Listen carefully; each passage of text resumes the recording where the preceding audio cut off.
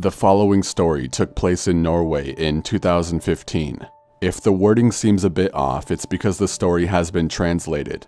I was called in for a night shift on Saturday at the gas station that I used to work at. I'm 19 years old and a guy. I'm pretty short, like 5'6", but I weigh around 190 pounds. Because my lifestyle almost only aims for both powerlifting and bodybuilding, depending on which time of the year it is, I got really mad that I got that shift because I need a good night's sleep.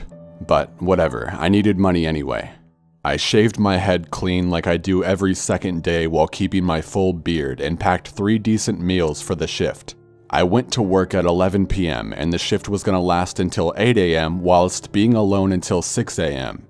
I don't mind working alone. Some people get paranoid and everything, but I myself have the kind of facial features and build that most people would not bother to mess with. Even though I'm a very, very nice person, it doesn't really look like I am. I had some customers while working, of course, a lot of drunk people. Since it's Saturday and in Norway, people tend to grab a burger or a hot dog at the gas station before heading home, others just there to fill up on gas. But later, at around 4 a.m. when it started to get more and more quiet, I saw a stressed out woman a few steps away from the door outside. I couldn't exactly tell what she looked like from behind the cashier desk, but I could tell that she was stressed out, standing with her arms crossed together while turning her head to the sides and turning around every now and then. I was considering to go out and ask if she needs any help, but I brushed it off and was thinking she was probably just waiting for someone. But then she looked inside and began to walk towards the entrance.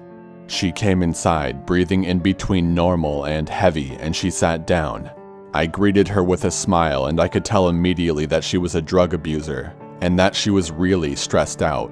She was dressed with normal-looking clothes and looked like she was in her 20s. She kindly responded with, "Hey," with an obvious fake smile where you could tell that this person is sad behind the mask that they're putting on. She then came to the desk, asking if she could borrow my phone to call her boyfriend. She said that there were people following her and that they wanted her hurt or dead. The following conversation goes on like this. "Are they looking for you? Like right now?" Yes. Please let me borrow your phone. "Sure thing, but wouldn't it be better if I called the cops for you?" No, please. All I need is to borrow your phone for a quick call.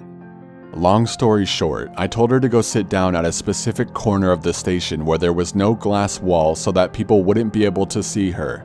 She called her boyfriend 2 or 3 times, but nobody responded. She kindly asked me if she can log into Facebook with my phone, to see if maybe she could contact him there. I was kind of unsure about this, but I am by natural reasons very humble, maybe a little too much. Another thing was that I was standing right behind her, so there was no unacceptable things that she could do without me seeing it. So I said, "Alright, you can log into your Facebook." I told her to use the Google Chrome app to go on Facebook and not the Facebook app itself, since I hate spending time logging in and out of my account on my phone. Call me a lazy bastard, whatever. She logged in, and long story short, no response on there either.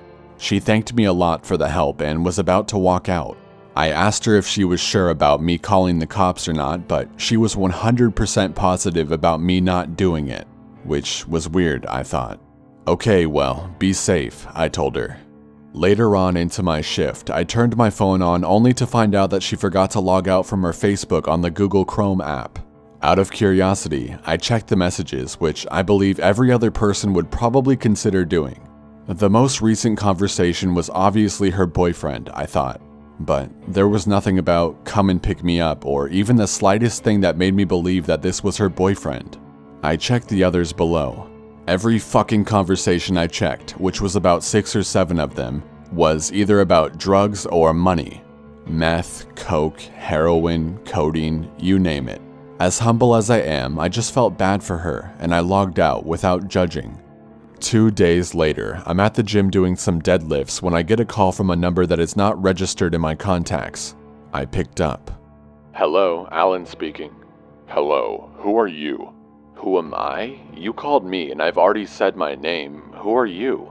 "You called me 2 days ago in the middle of the night." "No, I didn't." And then I remembered about the girl calling her boyfriend at the gas station 2 days ago. Oh wait, I remember. I don't know her name, but I assume you have a girlfriend? Then I went on to explain the situation. You may think, how the hell didn't I know her name when I had her Facebook logged into my Chrome app, but I simply didn't bother to remember it. He then responded that he didn't have a girlfriend. Surprisingly, this didn't shock me at all. I could tell that she was full of shit when I saw the messages with my own eyes, but I pretended like this was something that came to me as a surprise. Oh, really? Well, that's what she told me, and I tried to help her out after that, which I've already explained to you. What do you know? What do you mean, what do I know? Has she told you anything? If so, I need to know right now. I was really starting to get pissed off. First of all, I was being mixed into some bullshit for no reason now. Second, getting interrupted during my workouts makes me want to rip off someone's head. She hasn't told me anything and I'm really busy at the moment. Please don't call me again because none of this is actually my business. It is your business. You helped her, you piece of shit. Before I hung up, I told him to fuck off, otherwise I would take this case to a level that he would regret. I mean, obviously I would never kill him or anything, I just tried to come up with some dumb shit to scare him. I got a bit frustrated too. Why the actual fuck would that girl call a psycho who obviously didn't like her? It was clear that he was mad because he thought I somehow helped her, which I still don't understand what he meant by that. So, on to the rest of the story. My neighborhood is quiet, and my town is small, so it's not hard for anybody to find anyone. It's as simple as pasting someone's phone number in a specific website and their address will most likely show up. And eventually, I happened to get a little visit. As I said, the neighborhood is very quiet after midnight, and while being in bed watching some bodybuilding videos for entertainment, I started to hear someone driving towards my area. Well, that's not normal at this time, but it happens. Eventually, I heard a car park right outside my property behind my garden, which goes a little bit uphill filled with stones and flowers. So I couldn't see the car from that point on, but I heard someone opening the car door and locking it. What the fuck was going on? I opened my window quietly, just to be able to hear a little bit more. I could hear the man walk up the little uphill part of my garden, which made some sounds because of the stones. I won't lie, I was scared as shit. I couldn't see him either, because everything behind my garden is blocked from my point of view by tall cements for the garage. The garden uphill leads to the balcony where a big glass wall is, and that's where my little sister's room is. I went to the exit of my door and quietly walked out. I walked to the cement stairs at the side of my property, which leads me to the exact same spot as him.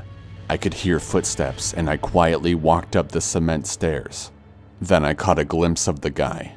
Probably the guy I was speaking on the phone with. Keep in mind, I still don't know what the hell he wants from me and why the fuck that junkie woman called him in the first place at the gas station. I know nothing. My adrenaline was high, but got almost to its peak when he was right outside my little sister's glass wall. I was scared, but also really pissed off. No way he's going in there or trying at all. At the top of the cement stairs, I walked quick but silent until I saw that he could hear someone walk behind him just a few feet away. Then, I ran as fast as I could and pushed him with all my anger, leading him to get smashed into the wall beside my sister's glass wall, before I proceeded to get over him and hold my palm over the side of his face, pushing it down while asking what the fuck he wants. My little sister woke up screaming, which also woke my mother up. She ran out and asked what the hell was going on. Why my dad isn't home is another story, but anyways, my family's facial expression was filled up with fear and I told my mom to call the cops.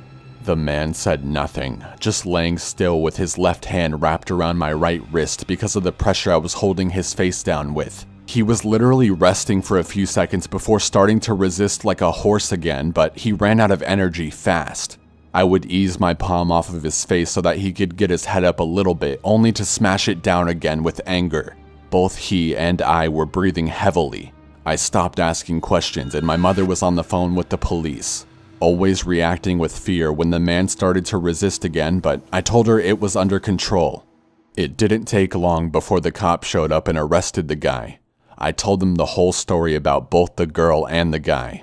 They were both just regular fucking drug addicts and have both been in prison previously for it. I was scared as shit and still to this day don't know why I had to be involved in this. Maybe he was just a paranoid psychopath. My lesson to you, never let some creepy stranger borrow your personal phone for situations like this. If it sounds dangerous, simply call the police to help them, and if they don't want you to, then just leave it. If you're at work, like I was, use the work phone.